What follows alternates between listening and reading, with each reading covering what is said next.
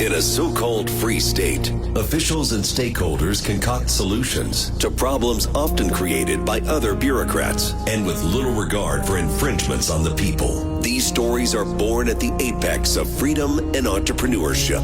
We foolishly advocate for the taxpayer. Brian's Beat presents Freedom Fools.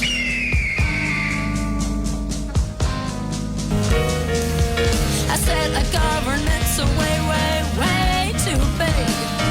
Government's a way too big. You know that government's a way too big. So tell us what you gonna do to make it small.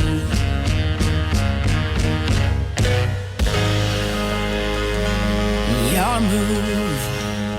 Carla Howell with that song. She put it out. I think it was released a couple of weeks ago. Glad to have it here.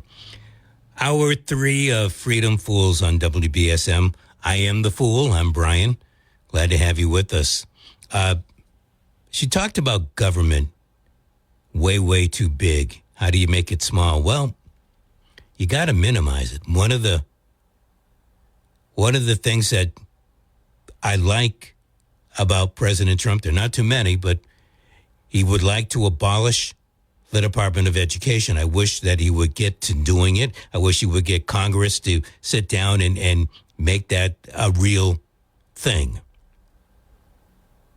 That stated, that's just slicing the federal government, but it's within the cities and towns, county, where a lot of stuff goes on dealing with education, and of course, right here in the Commonwealth. What I'm going to talk about during this hour, or a good portion of it, is a Supreme Court ruling that came down on yesterday, Friday, yesterday, upholding parents' rights to withhold their kids, to opt their kids out of certain aspects of education that they deem questionable. At issue was what was going on in Montgomery County, Montgomery County in Maryland, which actually borders Washington, D.C. They had these storybooks with, let's just say, questionable material in it. One book taught that doctors merely guess at a baby's sex at birth. Another encourages preschoolers to find images such as drag queens, underwear, and leather at a pride parade.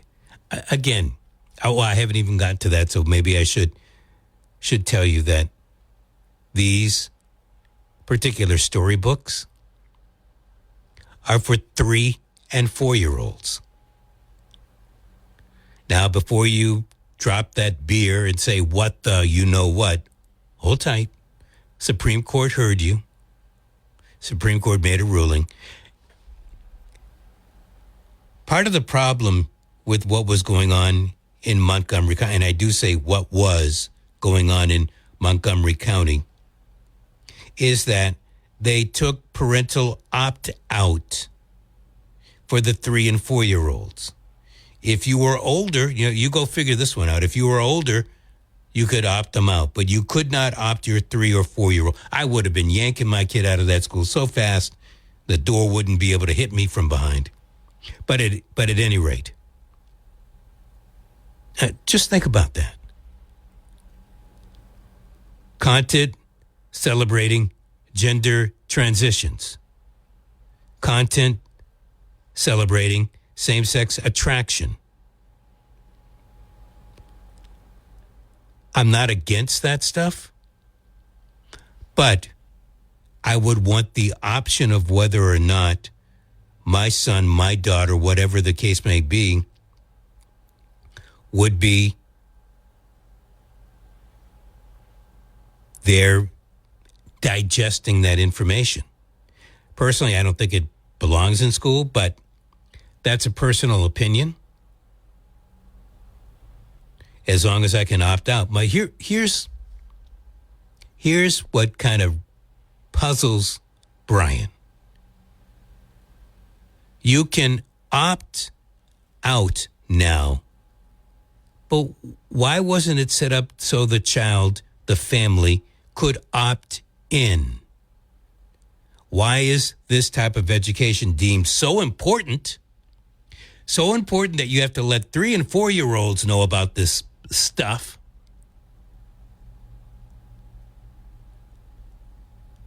But you're not making sure the kid knows enough about 1, 2, 3, and ABC.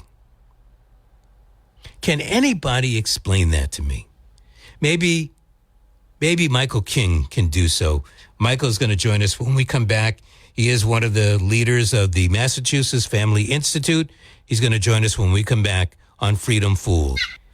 Well, the big government story, or one of the big government stories that came out yesterday, the Supreme Court upholding parental and religious rights when it comes to what goes on in school. And to talk to us about it is the Massachusetts Family Institute's Michael King. Michael has been with us several times. Glad to have him back on the program today. Michael, this has to be great news for you and the MFI. Yeah, Brian, we couldn't be more happy about it. It really is a pro-parental rights decision. You can call it a pro-choice decision, but parents have the absolute right to decide what their kids are learning at school, especially when it comes to these issues of sexuality. So we are expecting a 6-3 decision, and that's what we got yesterday. So does that pertain to schools here in the Commonwealth of Massachusetts? Or is this, an order? I know the Supreme Court issued it, but does that only pertain to what's going on in Maryland? No, this is across the country. So, you're probably aware of the movement in Worcester, Massachusetts, where a couple of years ago we had 4,000 students, almost 20% of the second largest school system in New England, opted out of sex ed. And so there is definitely a big appetite in Massachusetts of parents that are seeing what their kids are learning, wanting to get out sex ed that they think is not age appropriate and not medically accurate, and they have every right to do so. I understand that, and I totally agree with it, but my question was more, did the Supreme Court make a sweeping ruling that is good for across the land, or does it only pertain to Montgomery County? No, it's a sweeping decision across the country, and it also clarifies gender curriculum. So we were getting messaging from many schools. Parents were contacting us and saying, "Yeah, I don't want to just get out of the sexual orientation curriculum. I want to get out of the gender identity curriculum." And the schools were saying gender identity, if you can believe it, is not sex ed, which is just crazy. What is it? So now we have what's that? What is it? Well, if it's not sex ed, what is gender identity? I don't know. It's a subject that they want every student to know about and learn and really be dictators about making sure that every student is exposed to this kind of ideology. And the Supreme Court said no, that parents have every right to decide what their kids learn at school. So it clarified gender ideology as sex ed, and then it also clarified these books, because a lot of times these books are read outside of sex ed class. And so then again, the school would say, oh, well, this is not sex ed because we're reading this book during English or, whatever it might be. So as long as that has sexual content in it, that the parent disagrees with, no matter what subject it's in, they have every right to opt out. And we want to definitely let parents know in Massachusetts that we want to be your first call when it comes to you wanting to opt out. And if the school denies that, we want to be your first call to protect your First Amendment rights. Have you read any of these books on the list? I think the I think it was Justice Alito added an addendum, and he had a few of the books that the justices read, and he added, just to fortify the ruling that came down. Yeah, I mean, we've looked through the books. Gender queer is probably one of the worst of them. But any book that really, is going to define that there's more than two genders, for example, is really, what these Supreme Court justices are talking about. And I just want to stress again that, we were having a huge issue with these books because many parents were wanting to opt out of that. And schools were saying that you can't because it's not considered sex ed. So, these books are absolutely pornographic. And, the other three justices were trying to make it seem like, these are just normal books and, every kid should get exposed to every way of life. No, these books are pornography and do not belong in our schools or our school libraries.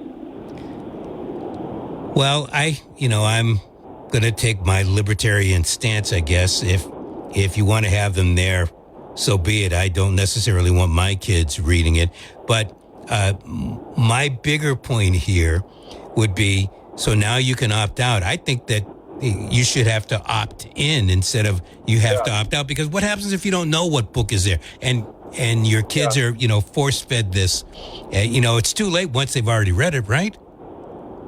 Yeah, no, you're absolutely right, Brian. And we'd be pushing for an opt-in. That's absolutely what we would prefer. There's actually a school committee in Dayton, Rehoboth that passed that policy about a year ago to opt in to sex ed. And I think a lot of school committees are afraid of the opt-in because it'll truly expose just how many parents are interested in this kind of sex ed, which I guarantee you is a very small number. So I think that's part of the reason these school committees are like, no, we don't want an opt-in. We just want every kid to get in there because we know that most parents, they're not going to pay super close attention and take the time to fill out and opt out. So we're very pleased by this, and we hope more parents, become more and more aware and really stand up for their parental rights and their kids' innocence. Michael King with the Massachusetts Family Institute. So let's go back to the opt-in. Is that something, at least on the state level, that we can try to push for? I don't know if you get the legislature, because I don't trust DESE to come up with a sweeping policy, or do you have to fight it at each individual city or town? Yeah, it's got to be done at the local level. Dayton Rehoboth passed a safety in women's sports policy about a year ago. Tried to get that passed at the state level, and they pulled some shenanigans, during the budget process to, quote unquote, send it to study, making it seem like, oh, we're going to take a look at this, and we all know that that's just a way of saying, we don't want this, but also we don't want it to make it look like we just voted no on this. We just want to say, oh, we'll look at it more. So, look, if we can't pass a safety in women's sports policy at the state level, how much harder is it going to be to pass an opt-in to sex ed policy? Everything's got to be done, at least at this point, at a local level on the school committee, and MFI definitely wants to be your first call to help you write that policy and help you get that passed. Yeah, I hear what you're saying, and I'm like that. I'll fight it at the local level first. I'm also questioning a lot of things that happen in local politics as well, even as a town meeting member. So my last resort would be right up your alley here, and that's got to be the private, independent type school, whether you're religious or non-religious. Yeah, I absolutely agree. Everything's got to be done at the local level. Look, I mean, we have out of 160 state representatives, there's 25 Republicans, and out of 40 state senators, there's maybe 5 Republicans in the state Senate. So we are definitely a one-party state at the state house, and stuff like this is incredibly difficult to get passed at the state level. So having said that, we've had a ton of success at the local level, and that's where we'll continue to push until things can change at the state level. So my guess is, and for those that don't know, Michael King has taken a seed And he has blossomed this. I mean, this thing has flowered, an educational flower, Michael, where you've been able to start a lot of micro schools all across the Commonwealth. And I applaud you for that. But I'm hoping that some of these books that I'm reading about, like Jacob's Room to Choose, and some of these other books aren't a part of your curriculum. No, for sure they're not. I mean, this is the exact reason that parents are making a choice to get out of the public schools. There was an article in the Worcester Gazette that said 1,000 kids, a couple of years ago, 1,000 kids left the Worcester public schools. So we have a public school exit going on, not just in Massachusetts, but across the nation. We have 13 states now that have universal education school choice, which is phenomenal. New Hampshire, just about a week ago, went to universal school choice. So anyone that moves to New Hampshire, it's almost $5,000 per kid, no matter what you make. So it's great to see this movement, more and more kids getting out of these government schools. And, look, we exposed the problem. We have this great opt-out movement, but to what you're saying, we said we can't just expose the problem. We got to have a solution. So now we have 24 what we call church-based learning centers, serving kids, upwards of 5 days a week for as low as $100 a month. And we just think the church is the perfect partner because they have available and affordable space during the week, and they have built-in networks of many times retired teachers that are looking for an opportunity to minister in this very unique way. So we're very excited about that movement. We think it's only going to grow. So I think last year at this time, maybe a year and a half ago, you were talking about 12 or 13. You've got 24 now. Yeah, it's doubled. Anyone that's listening to the show right now and wants to know more about these learning centers, there's actually a ton of them on the South Shore. I think that's where we have the most. You can text the word school option. It's all one word, school option, to our short code 87891. And actually, I know the code because I think it's in my phone. I think I hear from you all the time. But I think you're right. That stated, excuse me, Michael. People always say, well, how do we know that they're still getting a good education? Yeah, well, look, I think first, when we look at what parents are looking for today, academics is very important, and these church-based learning centers are doing a great job with that. But it's also things like safety. It's things like morality. And so, these are a great space for that. And we already hear the testimonies of kids. I mean, we've been doing this now for 3 or 4 years. We already hear the testimonies of kids that couldn't read and are now reading at grade level. I mean, look, in our public schools, I think it's like 50% literacy rate in many of our grades. Academic performance is a major concern in the public schools, and these church-based learning centers are doing a phenomenal job. And I'm sure you're familiar with the Big Beautiful Bill.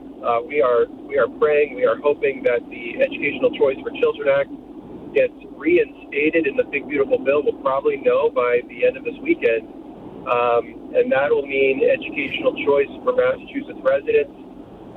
So we're super excited about that. If anybody wants more information on that, you can text the acronym ECCA, Educational Choice for Children Act, ECCA, to 87891. So what would it mean for the Commonwealth of Massachusetts if the thing up in New Hampshire where they're giving, where's the money coming from in order for that education to work, that choice education to work? Yeah, so that is the state dollars, I believe, that would have gone to that child should they have gone to the public school. So basically, it's not the federal dollars, it's the state dollars, so which are a little less. So it's almost $5,000, and it makes sense. I mean, if you're not going to go to the public school, why should you pay for it? So at least you get your state dollars back. And it's probably one of the best run education freedom accounts in the nation. And I would encourage more and more people to learn about it. And wouldn't it be great to have something like that in Massachusetts? I think it would. I always do. I question if there are any strings attached. Would you know? Yeah, so this is a tax right? Or this is money that's going directly from taxpayers to a scholarship-granting organization. So it's not even going through the Treasury. It doesn't go at all to the IRS. If you owe $10,000 at the end of the year for taxes, I believe you get to write off 10% of that. So you write a check for $1,000 to your local scholarship-granting organization. In our case, it would be the Children's Scholarship Fund, and they can then allocate that money toward a church-based learning center, toward a private school, anything really outside of the public school. So it's really just taking your tax dollars, and instead of paying Uncle Sam, you're going to pay a percentage of those to a scholarship-granting organization. I like what you just said, but now I've got to trump that. I hope I'm not trumping it, but do you trust our legislature? So our legislature will have nothing to do with it if indeed it passes as is, but they are, as you would imagine at the federal level, last-minute shenanigans with this piece of legislation. So we have yet to see how it's going to end up perhaps passing. So, but yeah, I mean, if it passes in its original form, hands off Massachusetts legislature. This is really just individual tax, and these are federal tax dollars going into a scholarship-granting organization. So I don't really think the state can really do much about it if this ECCA stays in its original form. All right, but I'm thinking the New Hampshire act that's going right now. Would we? Yep. Could we get something that might be a voter referendum? I don't know, but it sounds like something that we might want here. And then I'm coming back. But do we really trust the legislature? We can't get an audit of the damn legislature. Oh yeah. Well, look, if you're trying to get what's going on in New Hampshire with the current state of the state legislature, forget about it. They're controlled by the school unions. You're going to have to change the makeup of your legislators. But look, I mean, if that can be done in Massachusetts, and the incentive would be to get some kind of universal school choice like New Hampshire. So look, every family is going to be tempted to move to New Hampshire. It's the only New England state that has anything like this. Sounds good, Michael King. I want to thank you so much for coming on. Really appreciate it. Yeah, my pleasure, Brian. It's always a pleasure. Doing a great job, and thanks for the opportunity to spread the word. No problem, man. Have a great one. You too. Michael King with the Massachusetts Family Institute joining us. Let me just read a little of some of this stuff. And look, I question voucher type programs. Not that I don't think vouchers are good. I think they're stupendous. I question the string or strings that might be attached. You know how it is. It's kind of like the drug dealer. They'll give you a little taste of the coke or a little taste of the heroin. And they'll give it to you for free. Then you come back for the second. Next thing you know, they're charging you. Next thing you know, you're hooked, and you always got to pay. And who knows how desperate you're going to get at that particular time. Well, look how many people are complaining right now because the federal government is thinking about cutting Medicaid funding and cutting certain other programs because they've become so reliant on them. The government, I like to say the government can give it, the government can take it away. Now, the New Hampshire government, I have a little more faith in because they are a small government. Here in the Commonwealth, I can only shake my head in dismay. 508-996-0500 is how you get onto the program today. Here's one of the books, Intersection Allies. We Make Room for All by Chelsea Johnson and others. It's for preschoolers to grade 4. A cheerful, diverse cast of friends describes living the alley life in this progressive picture book. Told in simple, rhyming text, the book shares the stories of each child in the group. That doesn't sound too bad. Kate identifies as non-binary. again, this is for preschool to grade 4. So at best, you might be 9 or 10 at the oldest, 3 or 4 at the youngest. Let's see. Kate identifies as non-binary. Her friends make sure she feels safe in all spaces, including school bathrooms. Nia's family marches in a Black Lives Matter protest. All her friends join in solidarity. The Dakota Access Pipeline protests are also highlighted by, again, schools, in my definition, which may not be your definition, and that's okay, but schools, in Brian's definition, are to teach you how to learn, not necessarily what to learn. This is an indoctrination of a different type. And I got to tell you, some of the stuff that I'm hearing from the Trump administration is a different type of indoctrination, is a different type of this is what you should learn or what you should not learn. That should be up to the family, and therefore a bigger reason to leave the government school system and to opt, as I like to say, for something better.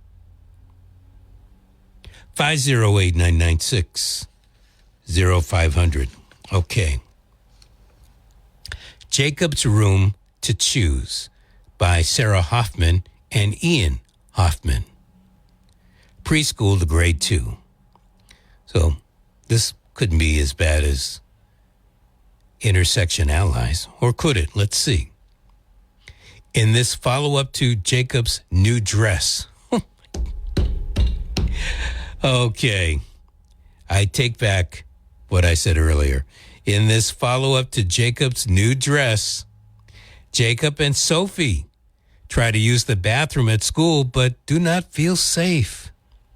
Jacob, a boy who wears dresses, is threatened by several kids in the boys' restroom, while Sophie, a girl who dresses in a plaid button-down and khakis, is chased out of the girls' restroom. When they explain what happened to their teacher, the woman gathers their class for a lesson. Not everyone looks like the same signs for boys and girls, but everyone has to pee. Look, I can understand why parents want to opt out of stuff like that. Again, I guess it might be the teacher's place to explain that everybody has to pee, but not how to pee. Here's another one. This book's called My Rainbow by Deshauna Neal and Trinity Neal. Preschool to grade 2. A lively own Voices picture book tribute to a family's unwavering support of their transgender daughter. Written by a mother-daughter advocate duo. Again, if parents want their kids reading books like this, here are a couple of options. The library, and that could be the school library. Or opt your child in to read that material in school, but it's got to be opt-in, not opt-out, because if it's opt-out, how do you know that the school is going to let parents know what the material is? In fact, haven't we run into that before? I mean, to say that some of this material is questionable. Here's another one. Pride Puppy for preschool to grade 2 by Robin Stevenson. This colorful alphabet story begins with the family waking up, preparing for the day, and dressing in their pride best. Head to toe in rainbow colors. As the alphabet advances, each letter represents everything from intersectional flags to a queen in a beauty dress, a beautiful dress. As a joyful parade glides through town, parade goers gleefully display signs with messages of gender equality, peace, love, and respect. So, I'm reading this stuff to you. Do you want the teacher reading this stuff to the preschoolers? And maybe by grade 2, the kids can read it on their own? What Are Your Words? A book about pronouns by Catherine Locke. Preschool to 3rd grade. Ari's uncle Lior comes to visit, and the pair walks through town to a neighborhood summer bash. Uncle Lior uses them, they pronouns, and they make a habit of always asking Ari, what are your words?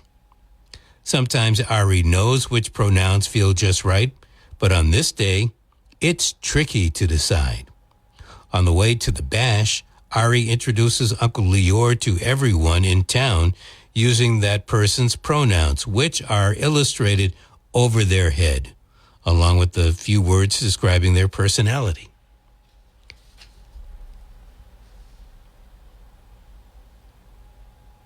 And if I can take this back an hour or so, you're wondering why the kid from the Chinese school is getting accepted at college. I'm taking a guess here. Pretty sweeping guess here. That in the Chinese schools, they're worried a little bit more about mathematics, maybe the different dialects of Chinese, Mandarin, Sichuan, that kind of stuff. They might be learning engineering skills. They might be learning how to fly. And I don't mean a kite. I'm talking about aeronautics. They might be learning about history. In fact, I'm sure they're learning about Chinese history from 1945 to present.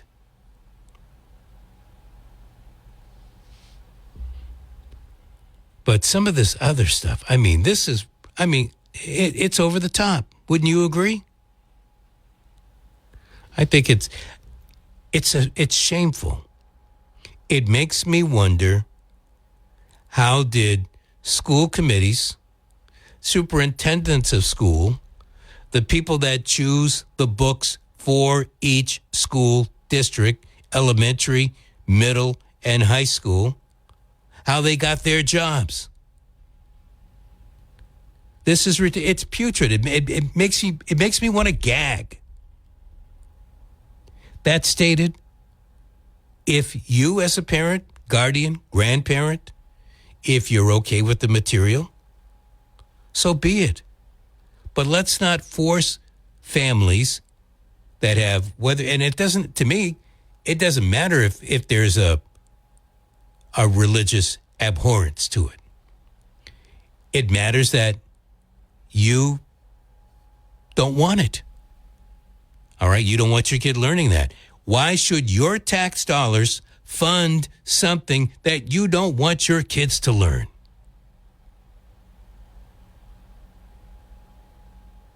Can anybody explain that to me? Here we are, 2025. We see more and more. It's in trickles. It's in drabs. But since the crisis called pandemic, more and more kids have been leaving the system. As Michael King expressed a year and a half ago, his religious or church-based schools, there were 12, 13, 14 of them. There are 24 now throughout the Commonwealth. And that network is growing. Now, I'm not big on religion, but there are also independent schools or non-religious schools out there doing something similar. So there is something for just about everyone. And I don't know, maybe we started in Dartmouth. Maybe the folks in New Bedford try to get the ball rolling in the city of New Bedford, where you are working to, eliminate some of these junk books. Chris Cotter, I don't know if you're listening today or not. I don't know how many of these books that I've been reading today are on the book list in the city of New Bedford. But I think that many parents, if they knew that these books, that their tax dollars were paying for these books, they would be in an uproar. Mayor Mitchell, how many of these types of books did you read on your way to Harvard?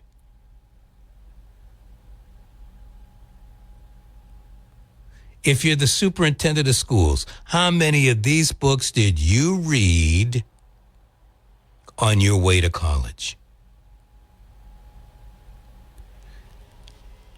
College graduates sitting right here talking to you.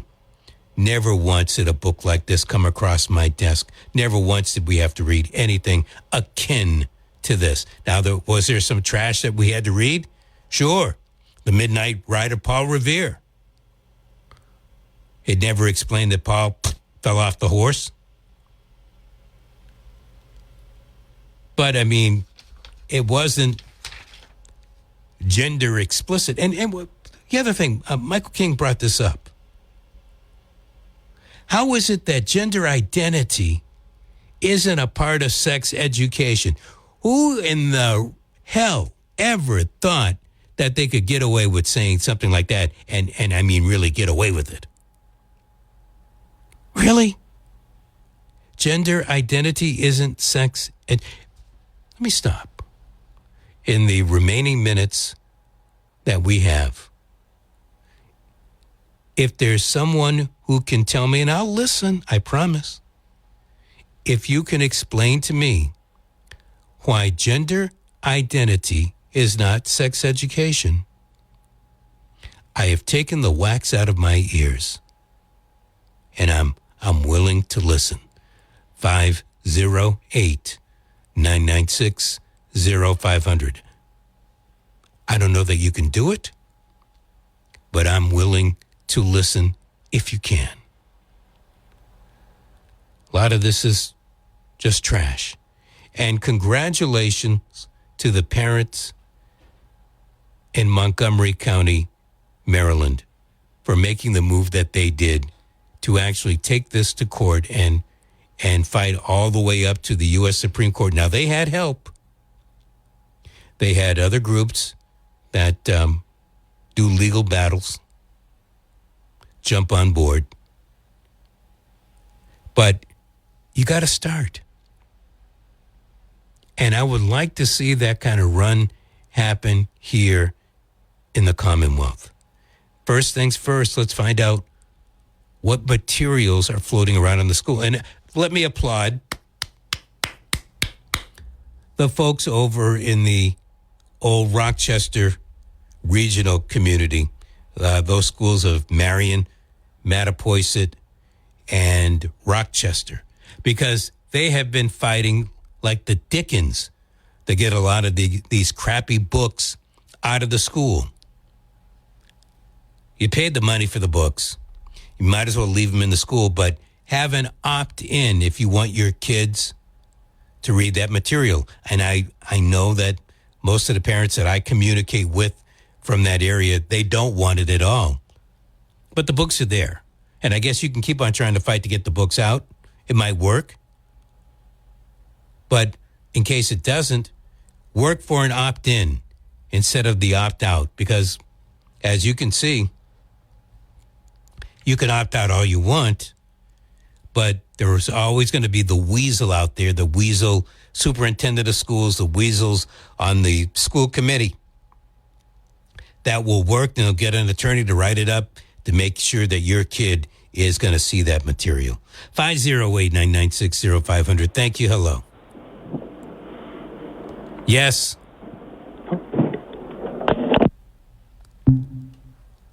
Okay, well, I give you an A for effort for trying to get in. I know it's been a very difficult task for you, but I come back and I'm pretty strong on this, pretty vehement about it. Next thing you know, all the kids will have to read this, and this will be on the next uniform MCAS.